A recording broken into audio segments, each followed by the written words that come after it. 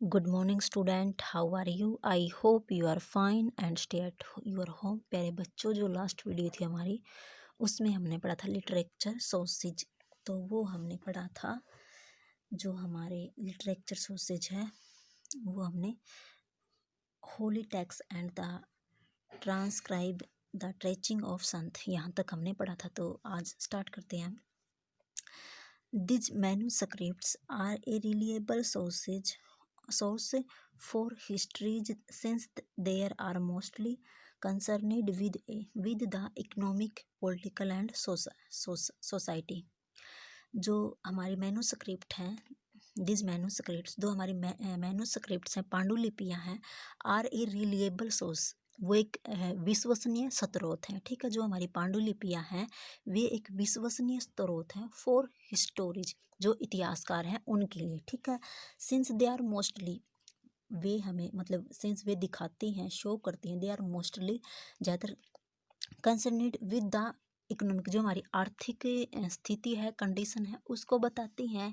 जो हमारी पॉलिटिकल, जो राजनीतिक है, या जो हमारी सोसाइटी है, जो हमारा समाज है, उसके विषय में वो बताती हैं। ठीक है, अर्थात जो हमारी पांडुलिपियाँ हैं वो जो इतिहासकार हैं उनके लिए महत्वपूर्ण स्रोत है, साधन है, क्योंकि वो उन्हें इनके बारे में बताती है। जो हमारी कंडीशन है, जैसे इकोनॉमी की आर्थिक जो स्थिति है, पॉलिटिकल जो राजनीतिक स्थिति है, या जो हमारी सोशल जो कंडीशन है उसके बारे में बताती है। ठीक है, इतिहासकार को। However there was no printing press in those day, उन दिनों में, मतलब यद्यपि उन दिनों में जो प्रिंटिंग जो प्रेस थी, प्रेस व्यवस्था नहीं थी। ठीक है, उन दिनों में जो प्रिंटिंग प्रेस है वो नहीं था। मैन्युस्क्रिप्ट्स वर प्रोड्यूस मैनुअली, जो पांडुलिपियाँ जो थी वो हाथ से लिखी जाती थी। ठीक है, मतलब उनका निर्माण हाथ से किया जाता था, उनको हाथ से लिखा जाता था। उस टाइम पे जो प्रिंटिंग जो व्यवस्था है, मतलब टाइपिंग व्यवस्था नहीं थी, उनको हाथ से लिखा जाता था। ठीक है,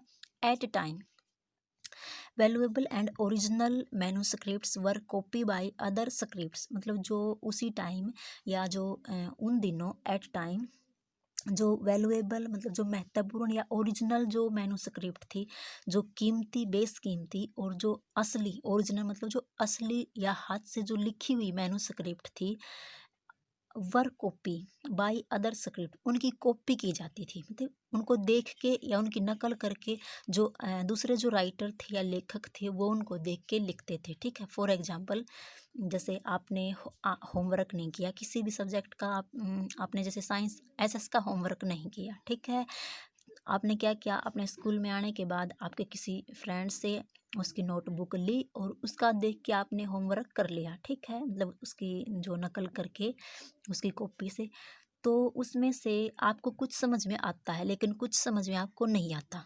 ठीक है, कहीं पॉइंट का या कहीं किसी डैश का मिस्टेक हो जाती है, कहीं पे किसी स्पेलिंग की भी मिस्टेक हो जाती है। तो इससे जितना आपको समझ में आएगा आप उतना ही लिखोगे, मतलब एक्स्ट्रा तो नहीं लिख सकते ना, जितना आपको समझ में आता है।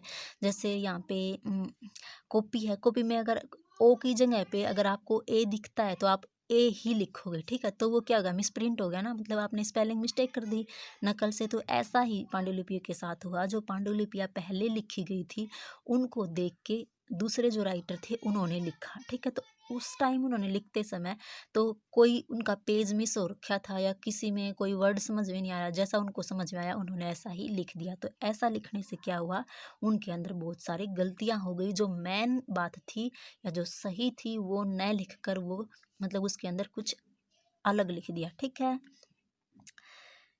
Inevitable this process inadvertently changed the original text to some extent, मतलब जो वास्तविक जो पांडुलिपि थी या जो असली जो थी उसकी वजह उसके अंदर बहुत सारे जो टेक्सुअल चेंज थे वो आ गए। ठीक है, due to error our omissions, उसके अंदर बहुत सारे मतलब जो गलतियां हैं या जो एरर हैं वो उसके अंदर आ गए, क्योंकि वो उसको देख के लिखा गया था और देख के लिखने में मतलब स्पेलिंग मिसिंग या कुछ और होता है। ठीक है, चेंजेस इन द टेक्स्ट, तो जो टेक्स्ट के अंदर जो चेंज हुए थे उससे जो लिखने के अंदर उनमें बहुत सारे चेंज या बदलाव आए।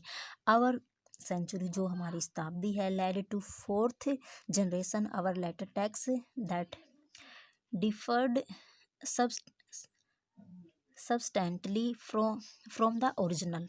जो हमारी चौथी जो शताब्दी है लेड टू फोर्थ, जो हमारी सदी है, तो जो हमारी फोर्थ जो जनरेशन थी, ठीक है, सॉरी, जो फोर्थ जनरेशन थी, चौथी जो हमारी पीढ़ी थी, और उसके बाद का जो टैक्स है या उसके बाद जो टैक्स आए मतलब हमारे सामने, तो उनके अंदर बहुत सारे चेंज थे, ठीक है। मतलब जो वास्तविक जो स्टार्टिंग के अंदर जो लिखा था उसको उसमें, और जो उन्होंने देख के लिखा था उसमें बहुत सारे चेंज थे, ठीक है।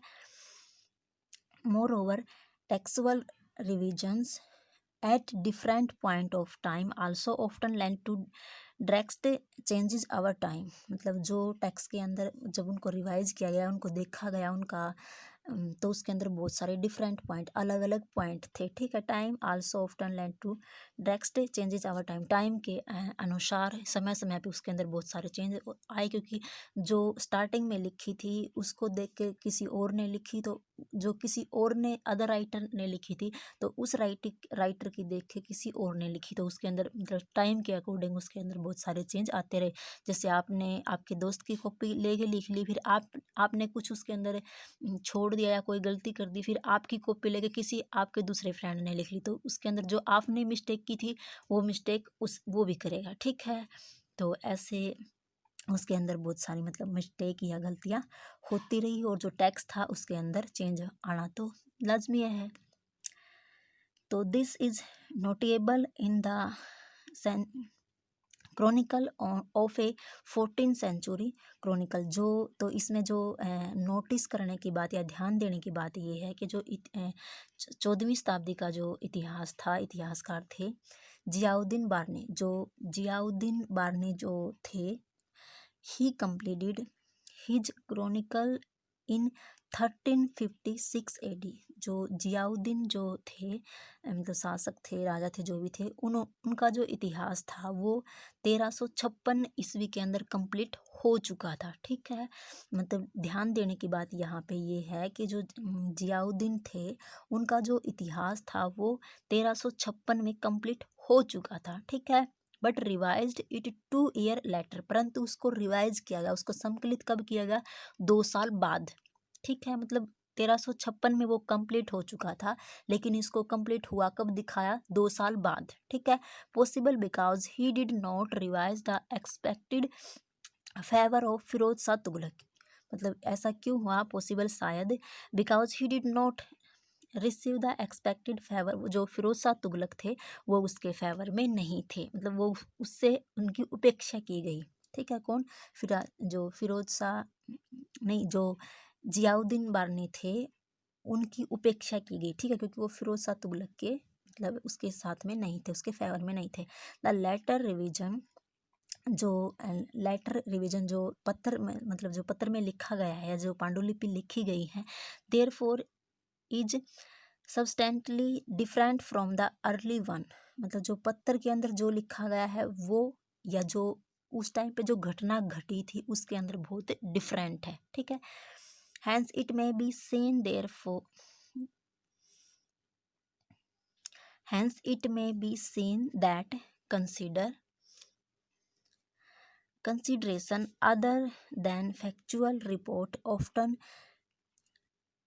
Dictated the contacts of chronicles. मतलब जो इससे हमें ये देखने को मिलता है कि जो जिस टाइम जो घटना घटी थी उस टाइम अगर हम उसको देखते या उसके बारे में सुनते, उसकी वजह जो हमने लेटर के अंदर जो पढ़ा है या लेटर के अंदर जो देखा है उसमें बहुत सारे चेंज हैं, ठीक है। मतलब जो लेटर में है वो अलग चीज़ है, लेकिन जो इतिहास के अंदर घटना घटी वो अलग चीज़ है, ठीक है। तो इसमें यही कहने के लिए बोला गया है कि जो हमारी मैन्युस्क्रिप्ट थी, जो हमारी पांडुलिपियाँ थी, वो जो ओरिजिनल थी वो खो गई थी, या वो मतलब वो कहीं ख़त्म हो गई थी, जैसे कि किसी को कीड़े ने खा लिया या कोई ऐसे ही किसी का पेज गुम हो गया, तो ऐसे से जिसने जो उसकी जो नकल करके लिखी तो उसके अंदर बहुत सारी मिस्टेक हुई, ठीक है। तो ये था प्यारे बच्चों आज के लिए।